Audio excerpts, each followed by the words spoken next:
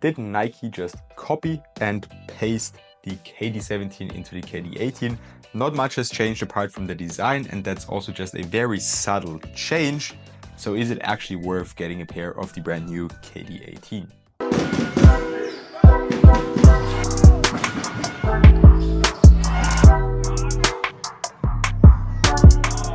What's up everybody, welcome back to another video. Today I'm going to give you my thoughts as a professional player on the Nike KD18, and I'm also going to compare them to the performance of last year's model, the Nike KD17.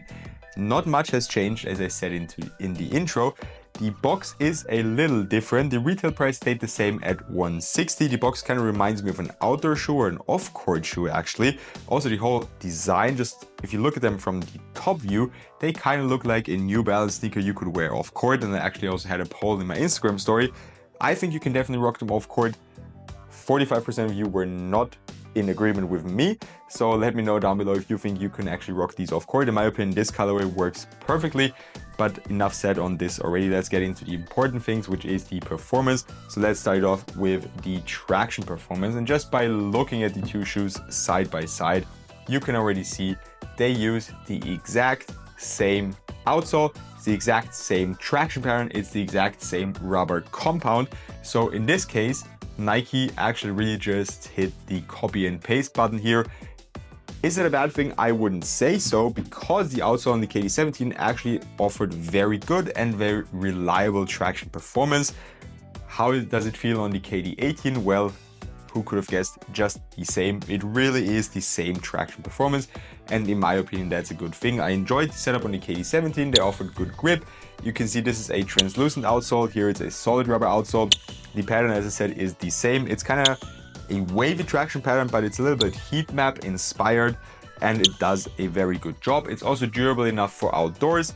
Not the most durable shoe, so nothing like the tough always rubber used on weight shoes, for example, but I think you can still go multiple months on concrete courts with these if you don't play every day, and they shouldn't show too many signs of wear and tear. And for the grip on indoor courts, it's very good. It's a hard bite, also doesn't pick up too much dust. Just overall a really good shoe in terms of traction performance, so I don't mind that they hit copy and paste there. It's actually nice that you know what you can expect, because sometimes when they change it up and something worked really well on one shoe, you're just not sure how it's going to be in the next shoe. So for example, the Harden 3 and the Harden 4 had really good traction performance. They switched up on the Harden 5 and it was terrible. So here it's a nice thing, it stayed the same, it's still good, it's still reliable, and another plus, you can even use them outdoors. Another reason why I would actually also recommend the KD18 for outdoors is the very nice cushioning setup. But yet again, Nike just hit copy and paste, as it's the exact same tech used in both shoes, from a midsole teardown compartment or look at it, and just the technology that's in the midsole. It's everything stayed the same. We have an air strobel unit in the heel and a very nice and thick zoom air unit in the forefoot. It's a very comfortable setup. So yet again, I actually don't mind them keeping the same setup. The insole, by the way, is also the same.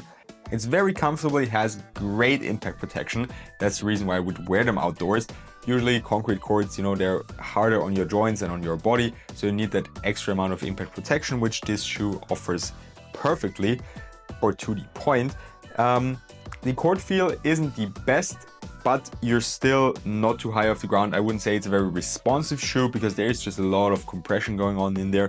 So it does take some time for you to actually feel the ground, if that makes sense. It's not as quick as on other shoes like the Nike Book 1, which don't have that zoom unit in the forefoot, but it's still nothing like a shoe where you're crazy high off the ground, something like the Nike GT Jump 2, for example.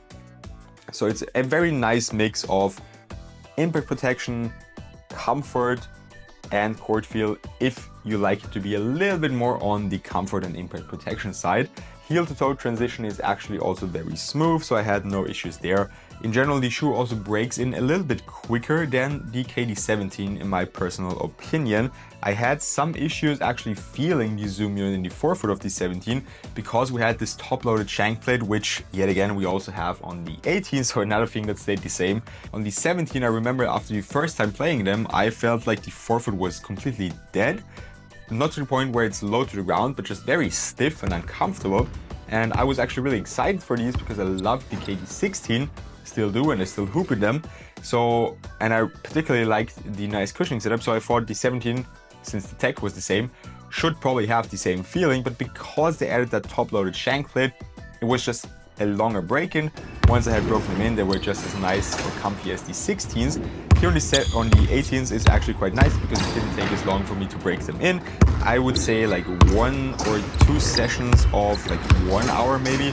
I wore them for a light shoot-around session and to the gym, and I could instantly feel compression and comfortness in the forefoot after that. The heel is broken in right out of the box. I mentioned the shank plate already, so let's move on to the support features of the shoe.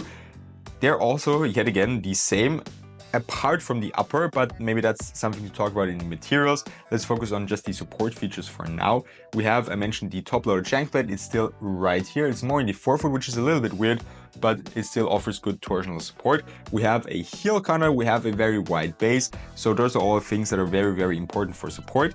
Here we also had good lock time because of the lacing system, and we also had those little reinforcements here, those plasticky overlays on the side.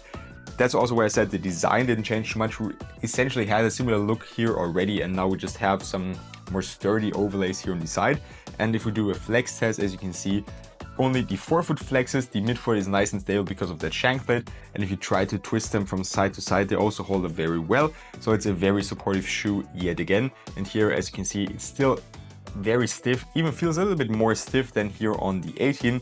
As I said, that shank plate was just damn hard to break in. And here also, if you move them from side to side and twist them, they're also very stable. As I mentioned before, we have those reinforced overlays here that are also coincidentally the lace loops for the shoe. And at first, I actually had a little bit of heel slip just because the heel has a very weird shape. Just by looking at it, as you can see, it's not your regular heel shape, kinda. That was also an issue on the 17 at first. Then, when I had broken them in and when I could tie the laces down very, very tightly, I had no heel slip anymore. But it's just interesting to see that it was exactly the same for the 18.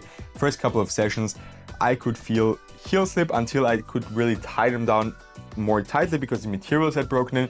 My heel was just not feeling as locked in as it does right now when I'm playing with them, so just keep an eye out for that. Apart from this little issue at the start, the lacing system actually works really well and I actually like it. What I like is if you tie the top laces, the bottom laces also get tighter. That's kind of nice because you don't have to go through every extra eyelid one by one to get a nice and tight fit. That's something other shoes don't do as well, and also the 17 didn't do as well. Now for the materials, that's the biggest change compared to the 17. Some, or actually the black label colorway, and I think some other retail colorways, or that will be more broadly available, have premium, let's say, materials because they use leather or nubuck. I'm not a fan of that at all. I live vegan, so I don't like shoes with leather materials. So I'm very happy that this colorway just has a mesh and synthetic leather overlays, or just overall synthetic overlays. And I actually really like it. It's very soft. It's not too breathable, but it's just a very comfortable shoe. And in my opinion, it's also interesting to see a lot of times with signature lines, the older a player gets, the more comfortable their shoe gets. And in my opinion, that's just not just because like they want to give you more tech as the shoe line evolves, but just because the player actually needs more cushioning, more comfort. I think we saw it with Kyrie's line. At the start, he was having shoes that were crazy low to the ground with almost no cushioning. Now all of a sudden, of course, now he's with Answer, but the last shoe that retailed with Nike, the Kyrie Infinity, had so much cushioning in the forefoot and also in the heel. So it's just nice to see how the shoe evolves. And if you compare this shoe with something like the KD4, for example, which is really stiff, really uncomfortable, and also some of his older shoes, it's just nice to see that KD, I mean, he's getting older, he changes his preferences, he needs more cushioning, he needs more comfort. So this is really a very comfortable shoe and the materials play right in. As you can see, they are really soft, and that was like almost like right out of the box. Also, there's adequate padding in the heel area and on the tongue. And just for comparison, here's a really broken in pair. It's also very soft, but it took a little bit longer. The materials here are a little bit thinner. So in my opinion, the containment side to side is better on the KD18 as the materials are thicker, and this really sturdy overlay just keeps your foot on the footbed. Here, it's a little bit softer and your foot can move from side to side, but it's nothing crazy. And with that being said, that's everything already for the sheer performance categories. Last but not least, let's talk about the fit and the weight. For the fit, it's the exact same as on the KD17. If you had a pair of the 17s, if they fit you well, like they did my feet, then these will fit you well too. It is exactly the same mold. If you have wide feet like me, or let's say if your feet are wide in the midfoot like mine are, these and these will be very nice for you because the midfoot is actually wide. Just look at them from the top view. Here it's still a little bit more narrow because I haven't worn them as much. But the problem is the toe box. So if you have a wide toe area, these are probably not for you. It's also really streamlined shaped, and then at the tip it's pointy. So it can be weird for a lot of foot shapes. But as I said, if you have a wide midfoot and your toes a little bit more narrow like my feet, these will actually fit you very, very well, especially for a Nike shoe. I would recommend going true to size.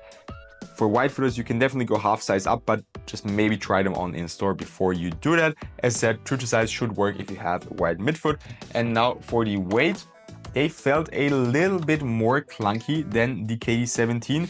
So I'm guessing the weight might be like, it feels very similar, but maybe these are a tiny little bit lighter. They come in at 517 grams or, oh my bad, they come in at, I pressed the wrong button, 517 grams or 18.25 ounces. Sorry for the delay here. And the 18 comes in at 8.8 ounces or 533 grams, so a slight difference. Just keep in mind, these are size 14 pairs, so the weight is going to be relatively high. With all that being said, that's my review on the KD18. If you're wondering where to cop them, you can find an affiliate link in the description box down below. I got them from Kicks, so a big shout out to them. You can use the affiliate link or just use the code Lucas for a discount. If you've got any other questions left, just comment down below and I'll try to answer and help you out. And I hope this video helped you decide if you actually want to get a pair of the KD18s. I do like them. I think they made some minor improvements, also some minor downgrades, a little bit more clunky.